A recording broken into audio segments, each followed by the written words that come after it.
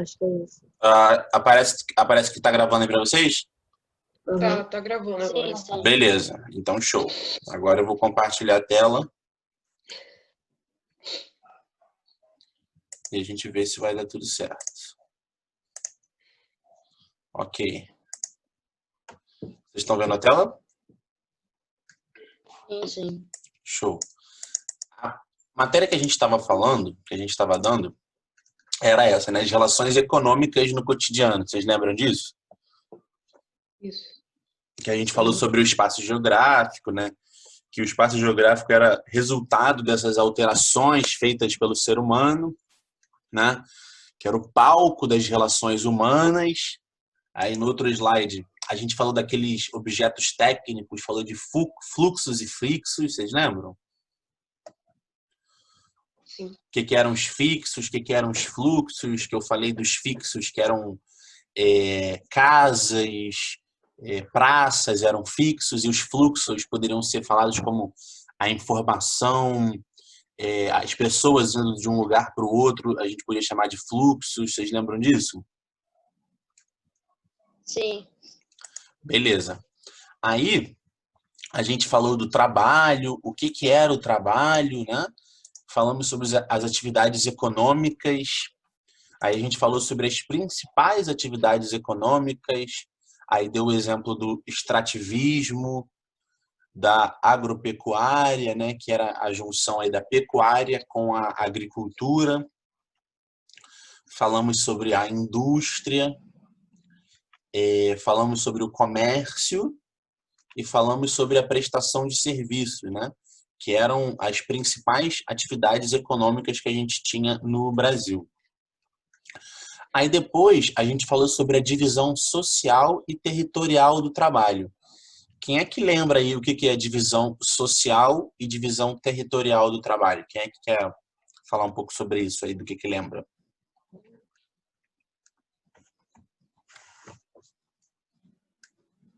Ninguém lembra? Então, quando a gente está falando de atividade econômica, são diferentes tipos de trabalho que a gente tem dentro do país, certo? Tem o comércio, tem a prestação de serviços, tem as indústrias, tem o extrativismo, certo? Só que eu, por exemplo, que sou professor, eu desenvolvo só a minha profissão de dar aula ou eu faço de tudo? Eu presto serviço, eu dou aula, eu trabalho na indústria, eu trabalho na agropecuária, eu trabalho na pecuária, eu faço tudo isso ou cada pessoa é responsável por um trabalho? Como é que funciona essa sociedade? Cada pessoa é responsável por desenvolver um tipo de trabalho, não é? Exato. Isso é o que a gente chama de divisão social do trabalho, ou seja, a sociedade ela é dividida, sendo cada grupo, na verdade não é cada pessoa, é cada grupo de pessoas responsáveis por fazer um tipo de trabalho, né? Por exemplo, os professores, esse grupo da sociedade é responsável por desenvolver um tipo de trabalho.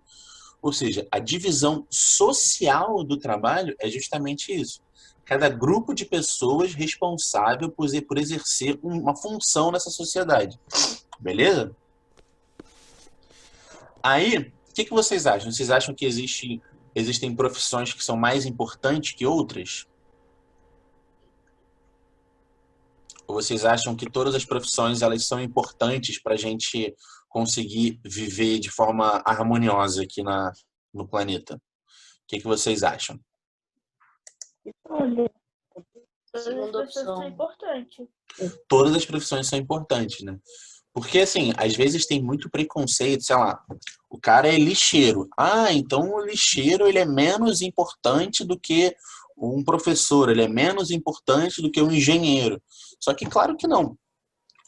Porque, assim, cada pessoa ela vai ser cada grupo de pessoas elas vão ser responsáveis por um tipo de trabalho.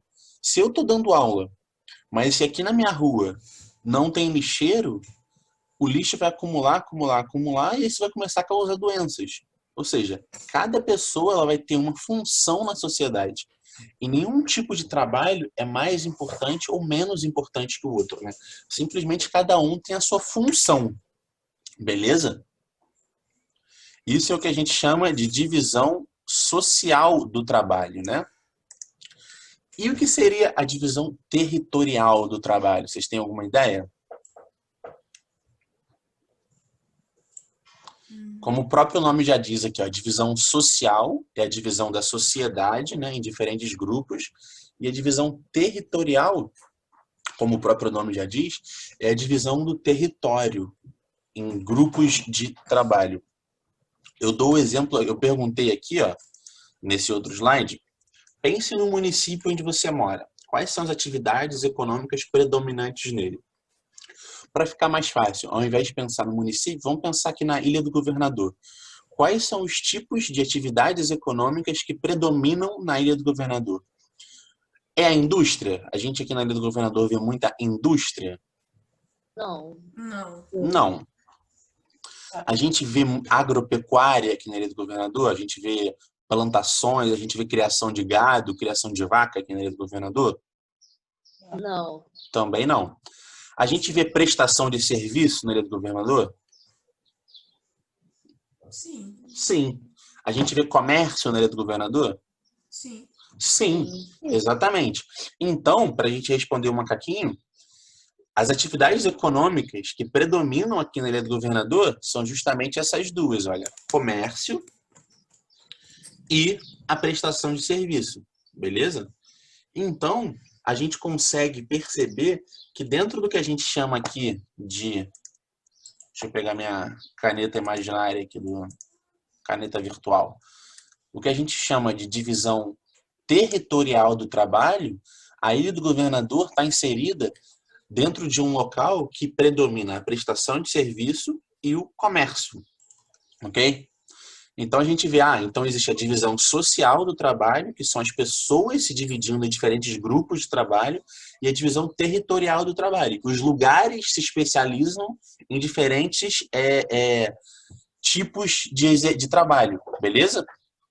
Aqui na Ilha do Governador, qual é mesmo que predomina? O comércio, Comércio, trabalho. prestação de serviço. Exato, exatamente. Comércio e a prestação de serviço, né? Ótimo. Aí, eu voltei com esse slide aqui, falando sobre o trabalho, para a gente dar continuidade, porque a gente vai precisar dele para relembrar algumas coisas, né? O que é trabalho para vocês? Quando a gente fala, eu estou trabalhando, ou fulano está trabalhando, o que vem na mente de vocês, assim, quando a gente fala de trabalho? Queria ouvir um pouquinho. Salário. Salário, ok. Então, quem falou isso foi o Cauã, né? Conjunto de...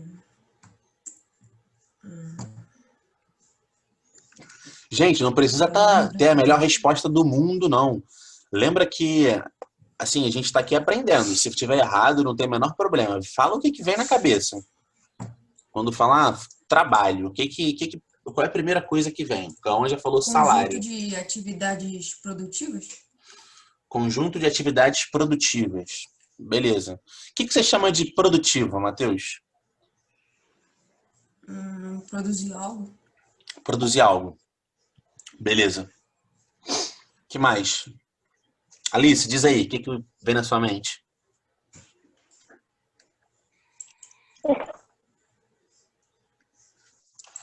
Trabalho. Já falamos em salário, produzir alguma coisa. E se não tiver salário, a gente pode ser considerado como trabalho? Digamos sim, né, tio? Por exemplo, se eu aqui, quando terminar a minha aula, eu pegar a minha bicicleta e trocar o pneu porque está furado, eu estou exercendo algum tipo de trabalho?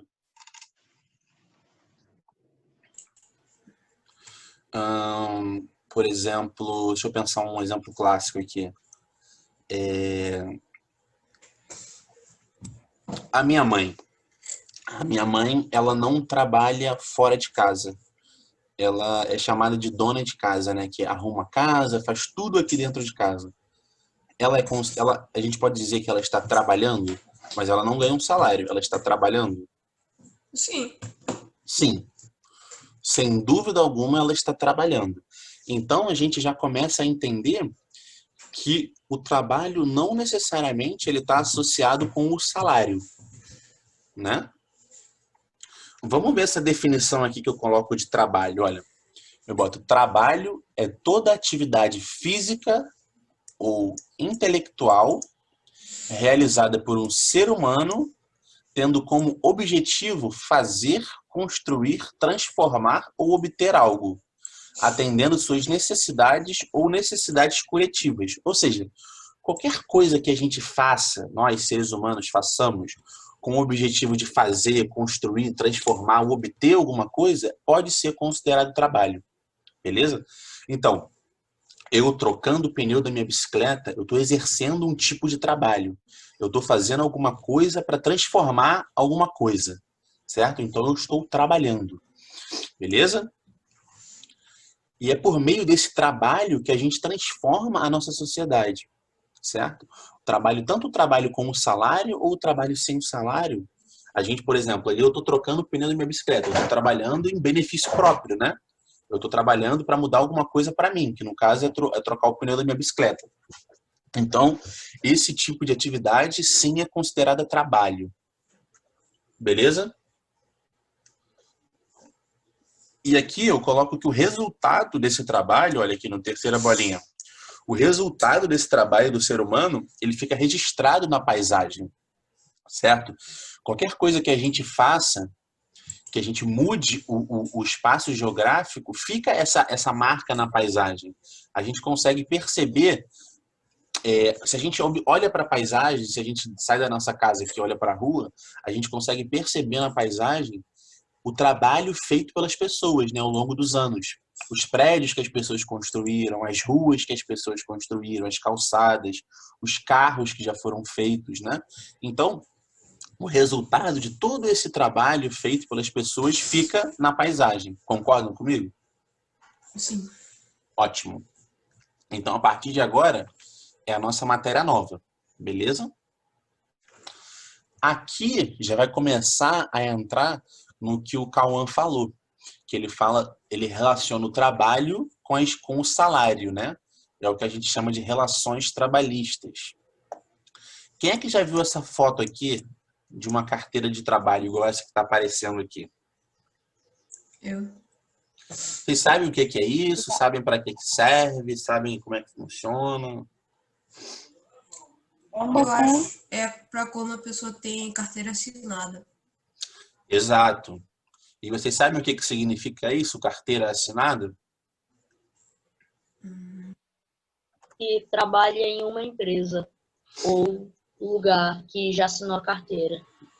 Isso. Mas vocês sabem o que quer dizer isso? Assinar a carteira? Porque às vezes a gente sempre fala, é carteira assinada, mas vocês sabem na prática o que significa assinar a carteira?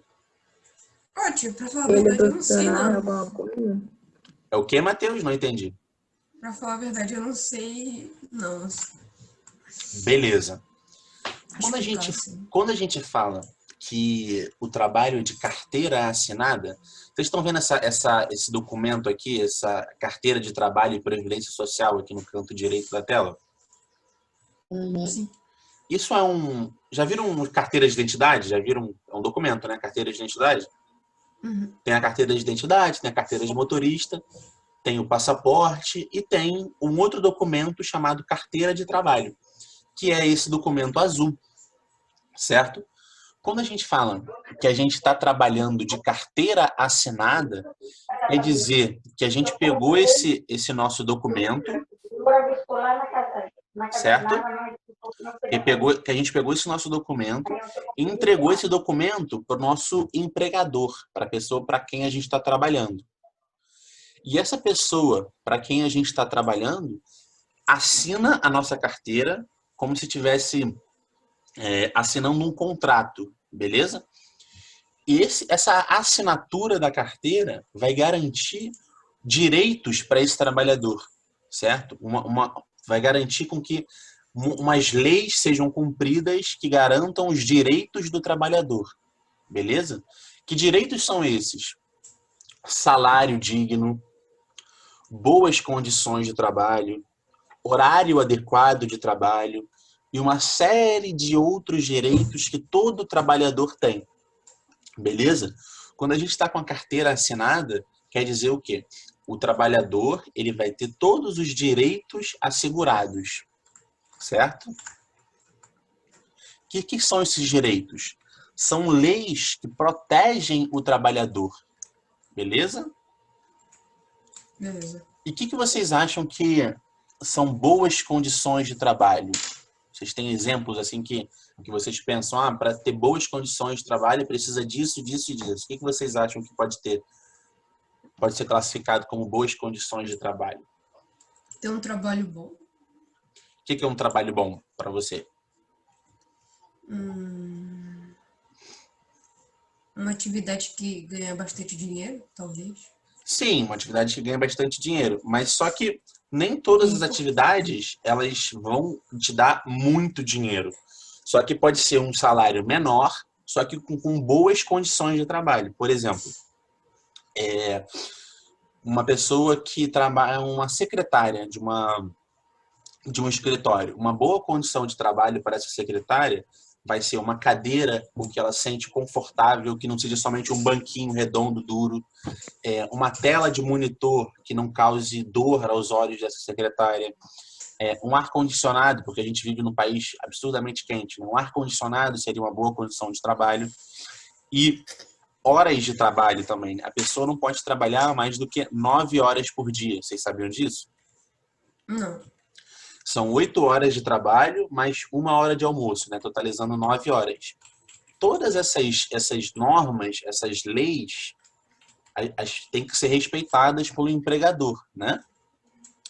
E essas leis, elas estão escritas no que a gente chama de consolidação das leis trabalhistas, ou a sigla CLT. Alguém já ouviu falar nisso? Na CLT? Não. A CLT é a sigla para Consolidação das Leis Trabalhistas. Basicamente, é um conjunto de normas, um conjunto de leis, um conjunto de regras que garante os direitos aos trabalhadores. Tudo que a gente tem que ter para ter boas condições de trabalho. Beleza? Basicamente, é o que garante que os trabalhadores, que essa força de trabalho, nossa, tenham boas condições. Que não me obriguem, que meu patrão não chegue para mim, pai Marcelo, você tem que trabalhar aqui na minha empresa 15 horas por dia, beleza? Aí eu vou falar, não tá beleza. Existe um negócio, patrão, chamado CLT, que diz que eu só posso trabalhar 9 horas por dia. Eu não posso trabalhar mais que isso. Você querendo ou você não querendo, eu não posso. Isso, vocês acham importante para os trabalhadores que exista a CLT? Sim, é como se fosse um cuidado de saúde. Exato, é um cuidado de saúde para o trabalhador.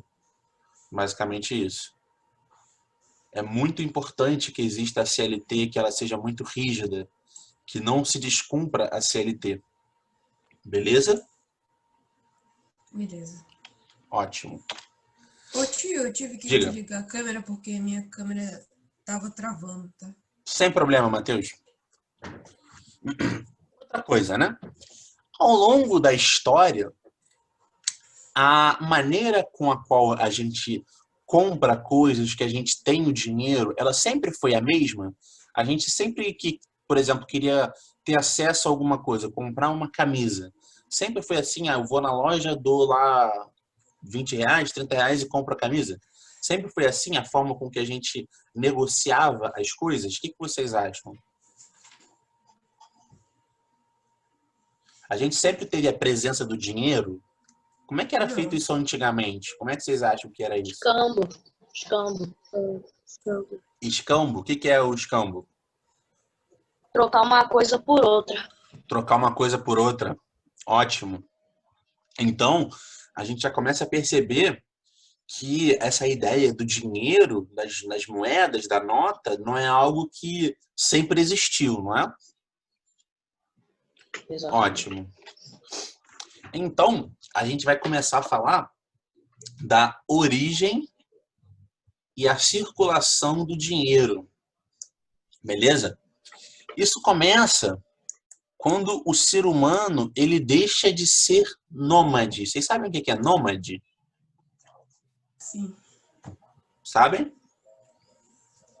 Nômade é quando a pessoa ela não tem uma localização fixa. Hoje eu estou aqui, eu moro aqui na freguesia da Ilha do Governador. Hoje eu estou aqui na freguesia, mas amanhã eu não estou mais aqui na freguesia. Eu fui caminhando e vou morar, sei lá, no Jardim Guanabara. E depois eu vou caminhando e moro no Tauá. Eu sou um ser humano nômade. Eu não tenho residência fixa, certo? Isso é nômade. Beleza? Então, eu coloco aqui, ó, que no período da história que o ser humano deixou de ser nômade e começou a praticar agricultura e pecuária, por que o ser humano era nômade? Era uma época da história que ele não tinha domínio sobre a agricultura e a pecuária. Ele ficava nos locais que tinham alimento e tinham água para ele, beleza? Quando acabava aquele alimento, quando os animais que estavam naquele local todos morriam, que eles caçavam, quando todos os vegetais que estavam ali, que eles comiam, acabavam, eles iam para outro local, porque a comida naquele local acabava. Aí eles tinham que fazer o quê? Buscar outro lugar, beleza? Eles eram nômades por conta disso. Eles não tinham o domínio da agricultura e da pecuária.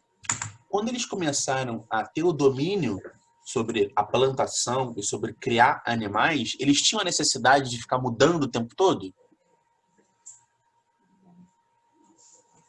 Hein, galera? Eles passam a não ter essa necessidade de ficar mudando o tempo todo, porque eles passaram a conseguir plantar, a conseguir criar animal. Beleza? Sim, eles não precisavam mudar assim tão remotamente quando eles descobriram. Na verdade, quando eles começaram a criar os animais e as plantações, aí eles pararam de se mudar. Exatamente, exatamente. Porque eles se mudavam porque eles não conseguiam plantar, eles não conseguiam criar. Aí eles precisavam ficar sempre buscando diferentes locais para conseguir alimento, para conseguir água. A partir do momento, como o Cauã disse, que eles dominaram essa técnica de plantio e de criar animais, eles não tinham mais necessidade de ficar mudando de um lugar para o outro, beleza?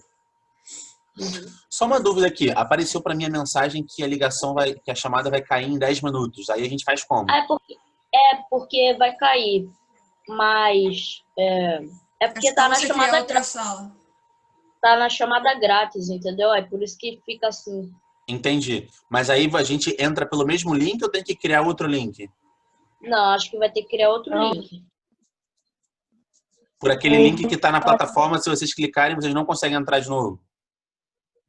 Acho que não.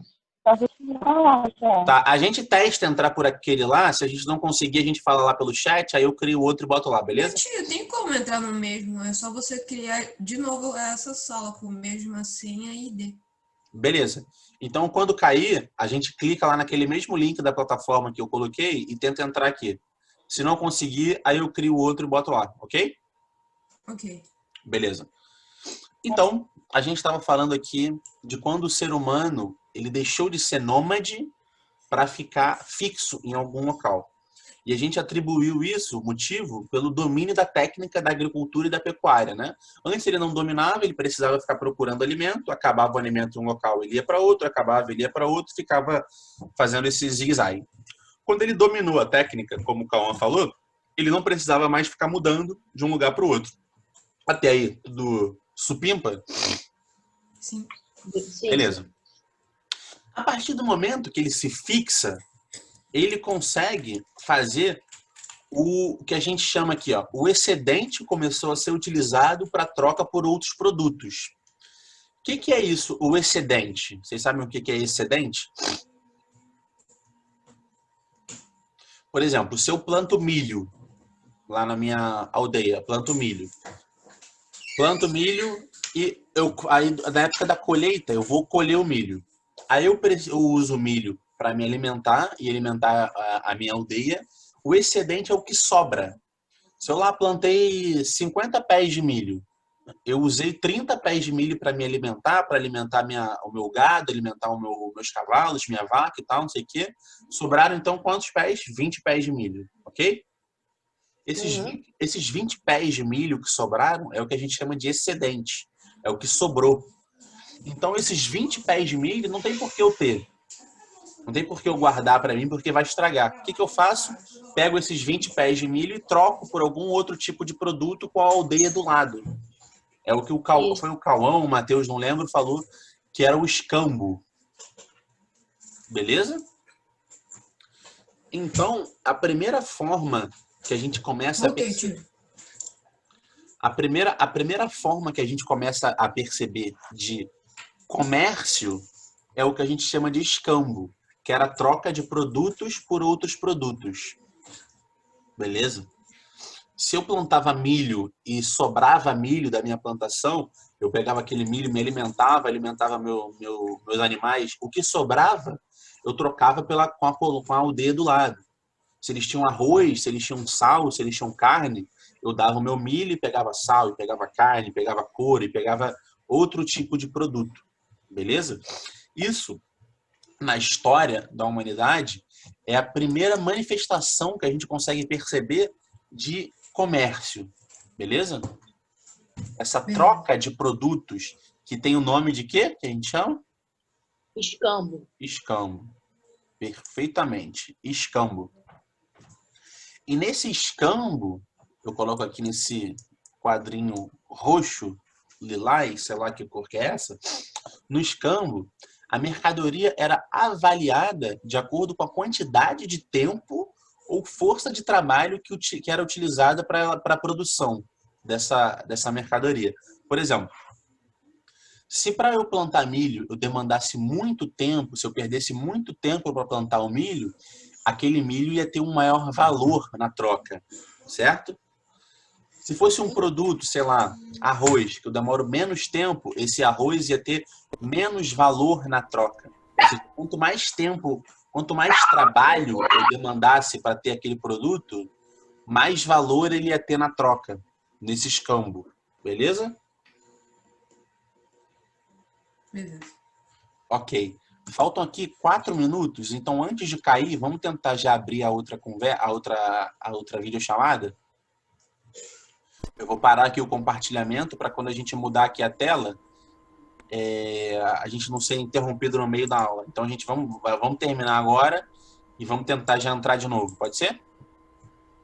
Sim. Vou finalizar aqui.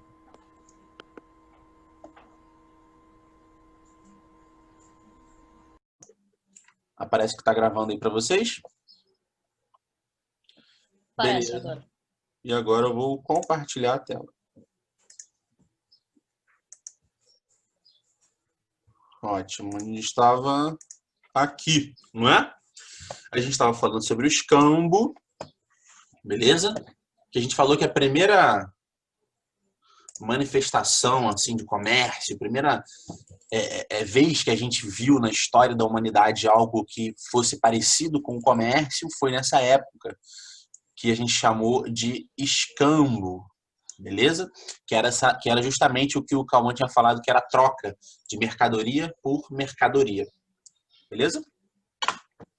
Aí passando aqui para a próxima página, tem o que a gente chama de riqueza primária. O que é a riqueza primária, né? Eu boto. O escambo, ele era realizado através de produtos extraídos da onde? Da terra, né? Eram plantações. E esses produtos, eles possuíam um determinado valor. Se era um tipo de plantação que demorava mais tempo para a gente conseguir colher, se era algo que dava mais trabalho para a gente conseguir produzir, esse produto ia ter mais valor do que um produto que eu planto ali, sei lá, um pé de alface, que em 2 meses eu planto, boto a sementinha e consigo colher. Beleza? Ou seja, quanto mais trabalho desse para a gente colher aquele produto, mais valor ele ia ter no escambo, ok? E dessa forma, o ser humano ele estava gerando o primeiro tipo de riqueza, que é a riqueza primária. Ou seja, o grupo, a aldeia que tivesse mais plantações, que tivesse mais produtos para conseguir fazer o escambo, eles eram considerados a aldeia mais rica, a aldeia que tinha mais produto para escambo. Ou seja, eles tinham mais riqueza primária. Ok? passando aqui para o próximo. Só que com o passar do tempo, algumas mercadorias elas passaram a ser mais aceitas na troca, né? E tornaram-se o que a gente chama de moedas mercadorias, moeda-mercadoria. E quais eram os dois tipos de mercadoria que eram utilizados assim em maior volume nas trocas? O sal e o gado. Gado, vocês sabem o que é gado? Galho? Gado. Gado. Sabe o que é gado? Sim, gado é vaca, boi. Isso, gado é vaca, boi. Não, é bom perguntar porque tem gente que não sabe o que é gado. Né? Sempre a gente bom falar a mesma língua, né? Se eu estou falando gado aqui, é bom que vocês entendam o que é gado. Exatamente. Então, quando começou o escambo, muitos produtos eles eram utilizados para troca. Milho, arroz, sal, gado, mandioca, muitos produtos, muitas coisas plantadas eram utilizadas para fazer a troca. Com o passar do tempo, alguns produtos eles eram mais utilizados do que outros nesse escambo. E os dois produtos que eram mais utilizados eram o gado e o sal. E eram produtos chamados moedas mercadorias. Certo? Por exemplo, se eu tinha lá 100 quilos de aipim para vender, aí eu vendia esses 100 quilos de aipim por uma certa quantidade de sal ou por uma certa quantidade de gado, de boi ou vaca, beleza? O gado, ele tinha inúmeras utilidades, né? Quais eram as utilidades do gado, assim, que vocês acham? Para que eu ia querer um boi ou uma vaca? O que vocês conseguem pensar de utilidade para esse gado?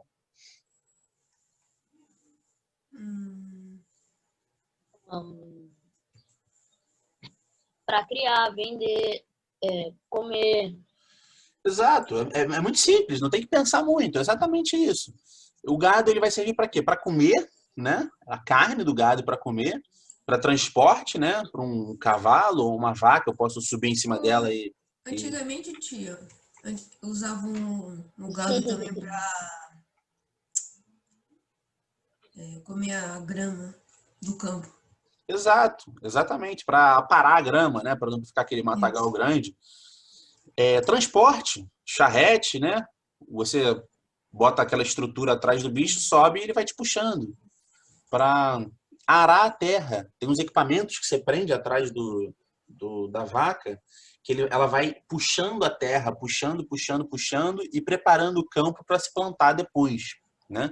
Ou seja, o gado ele tem inúmeras atividades, inúmeras utilidades.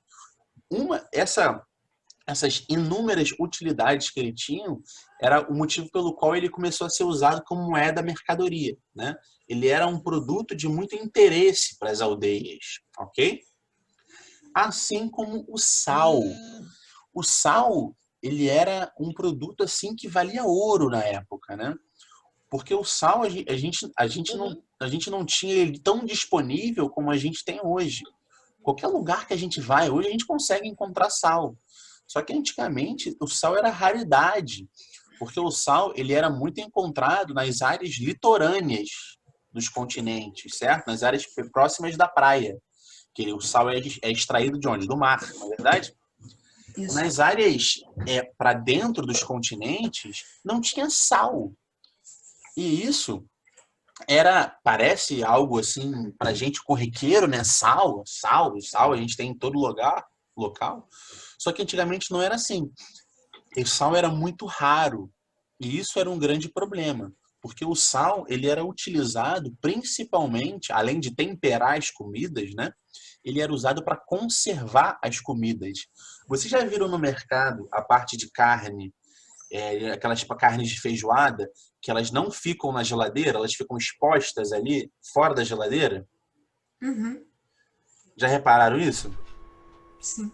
Por que essas carnes não estragam? Porque elas estão cobertas de sal. Vocês já viram que quando você vai fazer esse tipo de carne, você tem que deixar ela na água e trocar várias vezes para tirar aquele sal? Uhum. Sim. E também, já viram isso em casa? O pai, a mãe, o responsável fazendo isso? De salgar aquela carne? Sim. Exatamente. O sal, a principal função do sal antigamente era de conservação dos alimentos. A gente não tinha geladeira, a gente não tinha métodos com que a gente fizesse com que os alimentos durassem muito. Então a técnica utilizada era a técnica de salgar o alimento. Por que eles utilizavam sal? Quando você tem um meio que tem muito sal, você não consegue ter proliferação de bactérias, de fungos, de micro-organismos que vão degradando, que vão estragando aquele alimento. Beleza? O sal, ele é um produto muito eficaz na conservação dos alimentos. Por isso também que ele foi utilizado como moeda mercadoria. Porque ele tinha muito valor agregado nele, valia muito, ele era um tipo de produto muito querido pelas pessoas. Porque além de temperar a comida, né? Quem é que gosta de comer comida sem sal? É horrível, não tem gosto de nada, né? Ele era utilizado para temperar a comida e para conservar essa comida. Beleza? E aqui, ó, a palavra capital, já ouviram falar em capital? Quando a gente está se referindo a dinheiro, a pessoa tem muito capital. Né? A gente quer dizer que ela tem muito dinheiro, ok? A origem dessa palavra capital, ela vem do latim capita, que quer dizer o quê? Capta. Em latim, quer dizer cabeça, em referência à cabeça de gado, né? Fulano, a aldeia tem não sei quantas cabeças de gado, tem lá 50 cabeças de gado, ou seja, tem 50 bois ou 50 vacas, né? Então, a origem dessa expressão capital, que a gente usa hoje em dia, vem de capita, que do latim quer dizer cabeça, ou seja, cabeças de gado, que era uma forma de dizer que as pessoas tinham muito ou pouco dinheiro. Beleza? Passando para o próximo. E lentamente, com o passar do tempo, essas mercadorias que eram utilizadas para se trocar por outras, como o gado ou como o sal, elas foram sendo substituídas por metais, olha só. Como ouro e prata, moedas de metal, certo? Moedinhas de ouro e de prata. Por que elas começaram a ser substituídas por moedas de metal? Porque eram mais fáceis de armazenar.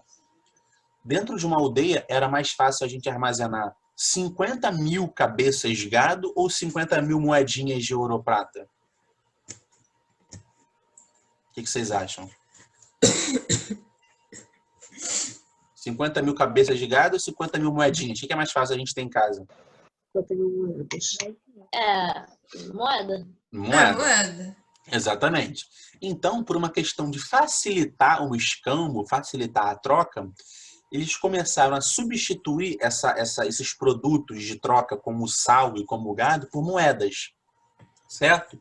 Aí, nesse momento da história, que começa a gente a ter o que a gente percebe hoje em dia, né? Da gente trocar algum produto por alguma moeda. Beleza? E os ourives, quem sabe o que é ourives? Professor, olha o chat. Oi? Olha o chat do Zoom aqui. Deixa eu achá-lo. Chat do Zoom. Cadê?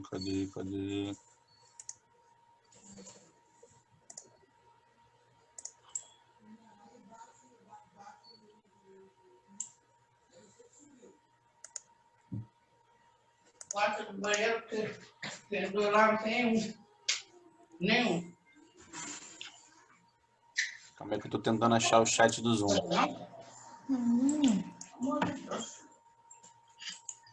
Mas eu levantar, Aí, Não tô achando o chat do Zoom aqui.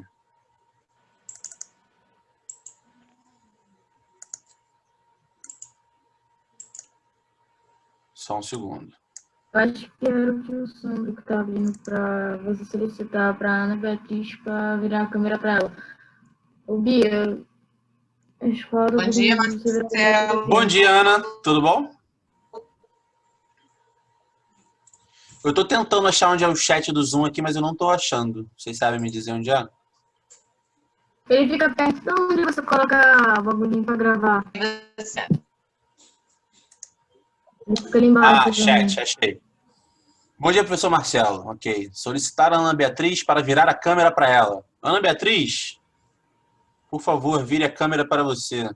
Eu queria saber, Marcelo, qual é a dificuldade que os alunos têm de entender que se a aula é para o chat, é para que o professor veja o aluno.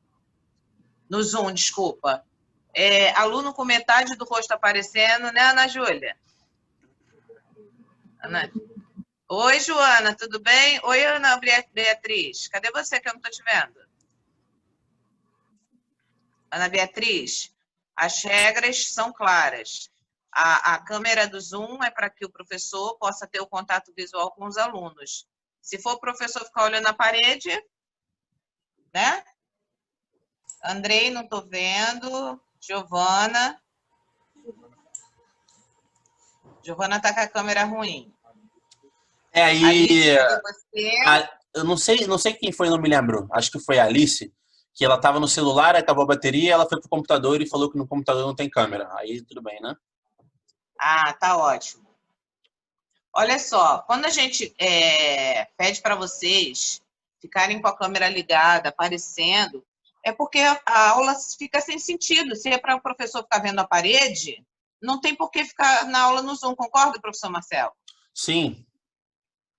Então, é isso que vocês precisam entender. A gente, quando propõe alguma coisa nova para os alunos, é para funcionar. Então, eu queria que vocês entendessem que, mesmo que vocês achem que é muita chatice, pode achar, não tem problema não, mas a gente também é muito ruim você ficar falando com pessoas que você não está vendo. Concordam comigo ou não? Sim. Então, olha só, vamos obedecer as regras. Ana Beatriz, vamos obedecer as regras, tá? Para que a gente não tenha problema. Olha, nós estamos na semana de avaliação, já estamos fechando o 3º bimestre. Sabe o que isso quer dizer? Que nós estamos na reta final. O que é reta final? Só faltam 2 meses para acabar o ano. Então, eu quero desafiar vocês a fazerem tudo o que é necessário para que vocês tenham aprovação nesse ano tão difícil. A moça está com o ligado? Você printar a tela. Tá? Então, vamos fazer o que é preciso ser feito. Quem terminar o mês de novembro já com os seus 28 pontos, está livre, acabou o ano.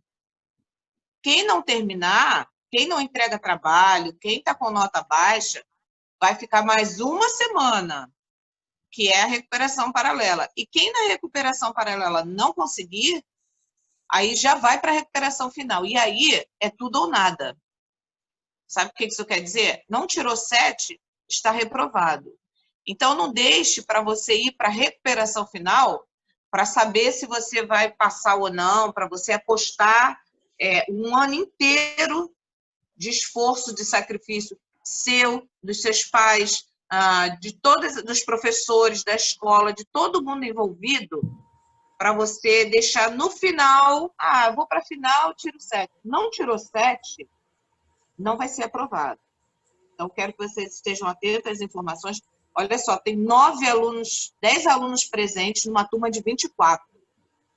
Então, eu queria pedir a vocês, tirando o Augusto e o Luiz Fabiano, que já nos notificaram que está sem internet, cadê os demais? Então, eu queria pedir a vocês que, se possível, falassem isso para os seus colegas. Não existe essa possibilidade da pandemia, nós vamos aprovar todo mundo. Se vocês estão achando que é isso, vocês estão completamente enganados. Para a escola aprovar um aluno para o ano seguinte, ele precisa ter média, ele precisa mostrar resultados, tá bom? Então, se possível, fala para os amigos que não estão participando das aulas para estarem atentos, porque daqui a pouco não vai dar mais para correr atrás do prejuízo, tá bom? 6º ano, uma ótima aula, um ótimo dia, professor Marcelo, ótimo dia para vocês aí. Muito tá obrigado para você também, Já printou comigo aí na fita? Não, deixa eu printar. Deixa eu aumentar a tela aqui, cara. Printou? Sandro já Beleza. printou. Ótimo. Tá bom? Valeu, Beijo Ana. no coração de vocês. Fiquem Até com mais. Deus. Beijão. Tchau, tchau. Tchau.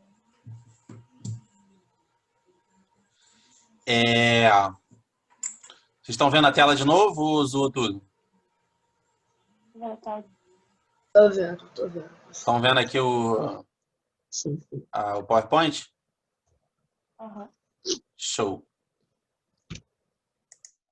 Deixa eu ver aqui onde é que eu estava. Beleza, lembrei onde eu estava. Eu falei, vocês sabem o que é ourives?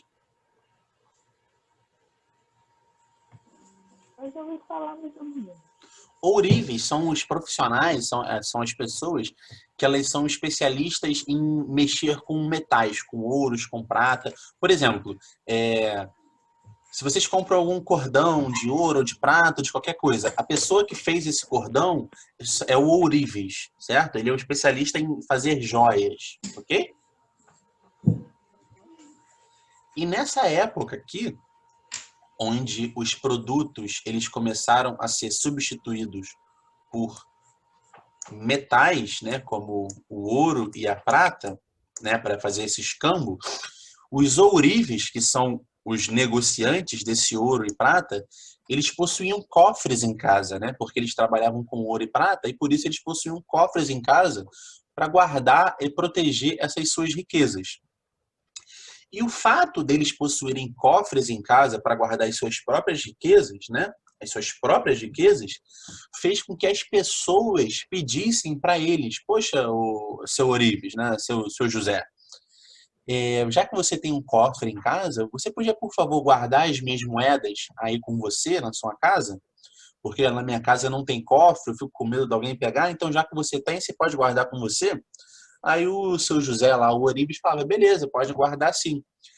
E para comprovar que, por exemplo, eu, Marcelo, deixei lá 50 moedas de ouro com o seu José. Para comprovar que eu tinha deixado 50 moedas de ouro com ele, ele me dava um papel dizendo: Marcelo deixou na data tal 50 moedas de ouro comigo. Aí eu ia lá e assinava, ele ia lá e assinava. Beleza? Esse papelzinho que ele me entregava, ele começou a ser utilizado como troca também, como um produto de troca. Porque esse papel ele valia a mesma coisa do que as moedas, não é? Porque se eu estou com o meu papel aqui de 50 moedas, se eu pego esse papel e entrego para a Hannah pode ir lá na casa do Ourives e pegar essas 50 moedas com esse papel. Porque aquele papel é um documento dizendo que ela tem direito a 50 moedas. Vocês concordam? Sim. E esse papel, ele deu origem ao que a gente chama hoje de papel moeda. Já ouviram falar nessa expressão, papel moeda? Já.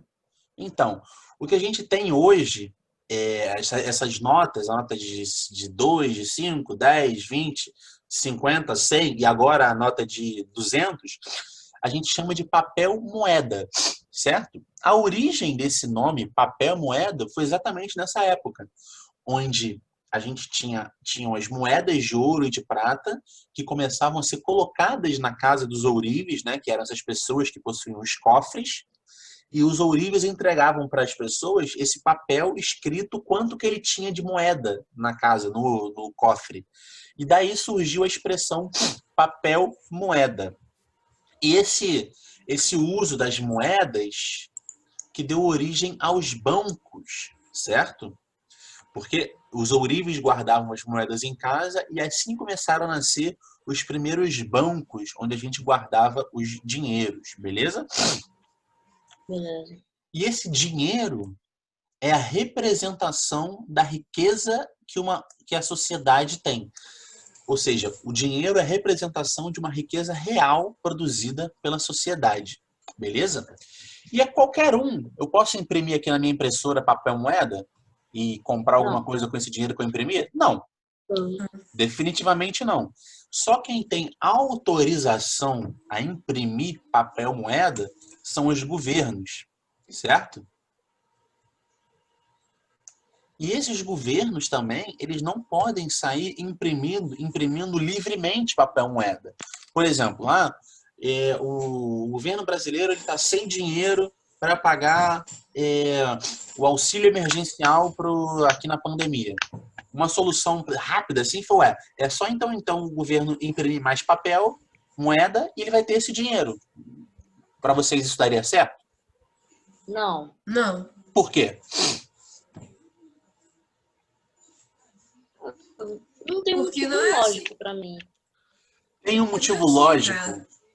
Fala, perdão. Não, tio, pode falar. Deixa eu aumentar aqui a telinha de vocês. Não, fala aí, eu quero ouvir vocês. Se o governo está precisando de dinheiro, é só ele. Porque o governo ele tem autorização para imprimir papel moeda, não tem? Sim. Então, É. se ele está precisando de dinheiro, é só ele imprimir mais dinheiro. Está resolvido, não é simples? Ah, Ah, Seria simples, mas não é assim que funciona.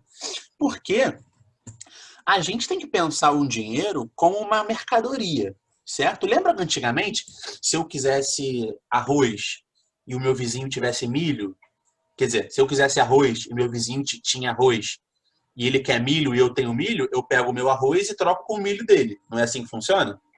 Não era assim que funcionava? é.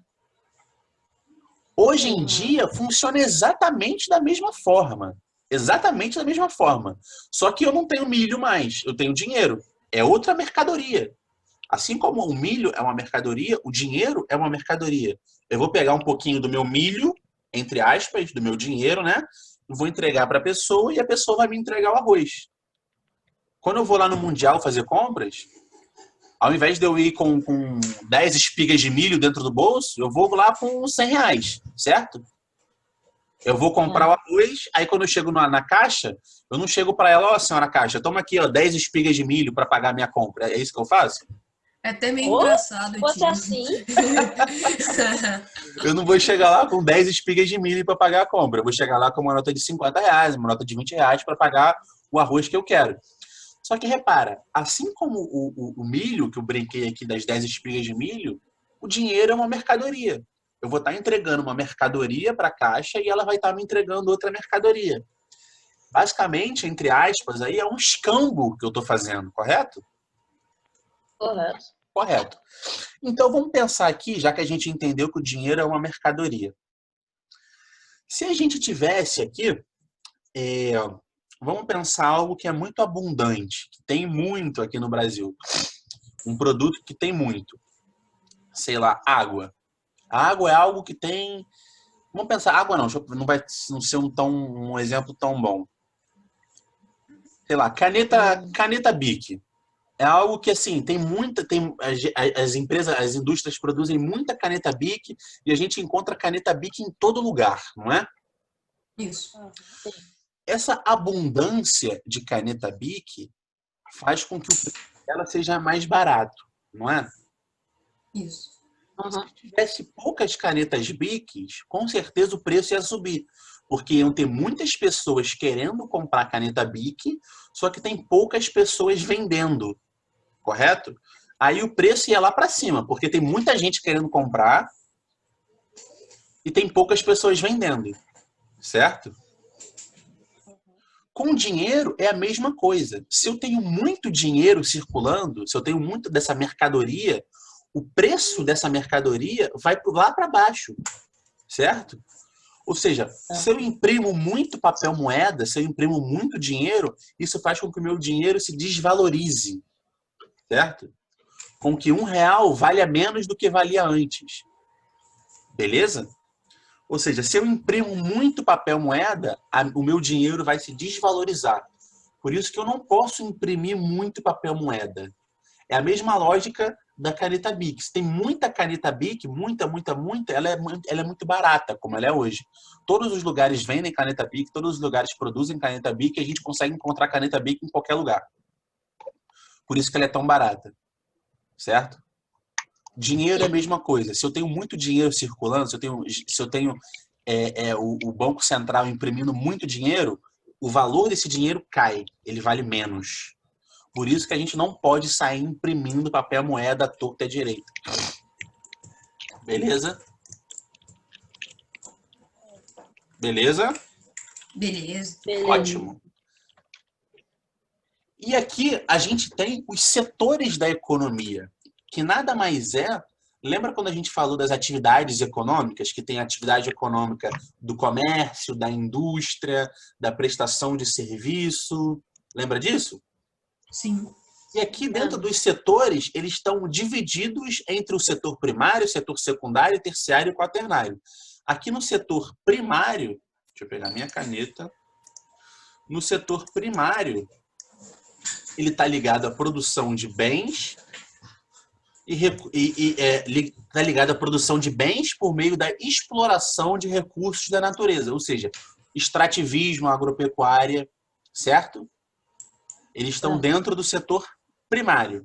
No setor secundário, está diretamente relacionado à transformação da matéria-prima e outros produtos. E está ligado, então, àquela atividade econômica da indústria. A gente pega a matéria-prima e transforma essa matéria-prima, beleza? No setor terciário, está ligado à prestação de serviços, como educação, saúde, turismo e o comércio. Então, no setor primário, a gente retira a matéria-prima da natureza. No setor secundário, a gente pega essa matéria-prima e transforma ela num produto. E no setor terciário, a gente vende esse produto através do comércio. Beleza?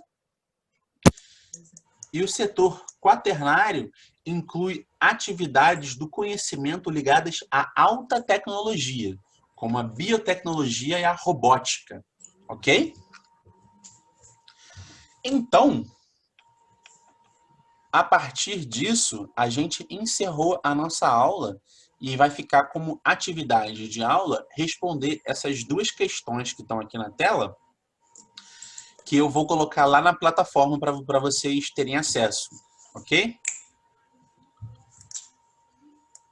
Ficou alguma dúvida, galera? A aula foi interessante, desse formato que eu fiz Foi no interessante, Zoom? sim, mas não Interessante, tem sim. dúvida, não.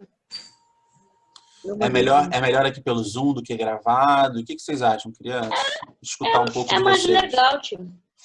É mais legal. Que bom. Estou sentindo vocês um pouco envergonhados. Acho que aos pouquinhos vocês vão se soltando mais, né? Nosso primeiro encontro pelo Zoom é normal que estejam assim. Daqui a pouco aí vai estar uma gritaria, vai ser uma maravilha. Assim que é bom. É bagunça que é bom. Todo mundo caladinho é chato. Eu gosto de bagunça, gosto de rir, gosto de brincar, gosto de sacanear. A vida tem que ser sorrindo. Todo mundo muito sério não é bom, não. Concordam ou discordam? Concordo. Ah, é. O mundo já está com muito problema aí para a gente ficar sem brincar durante a aula. Pode brincar, pode rir. É o que eu falo, tem um momento para tudo, né? A gente pode rir, pode brincar, mas tem hora de falar sério. E a gente conseguindo entender esses momentos de rir, de brincar e de falar sério, acho que vai ficar ótimo para todo mundo. Não é verdade? Sim. Ótimo, então. Então eu vou encerrar aqui a chamada no Zoom e eu vou liberar lá na plataforma as atividades para a gente começar a fazer. Mas já está no finalzinho, a gente pode deixar para casa, beleza? Mas é aquela história, galera. As atividades valem ponto. Não vamos, por favor, esquecer de entregar. É uma atividade bem simples, somente sobre o que a gente falou dentro da nossa aula de hoje, sem mistério. Beleza? Beleza. Sim. Então é isso, meus queridos. Foi ótimo estar com vocês essa manhã e até semana que vem. Tchau. Valeu, tio. Valeu, nóis. gente. Até mais. Beijão. Tchau.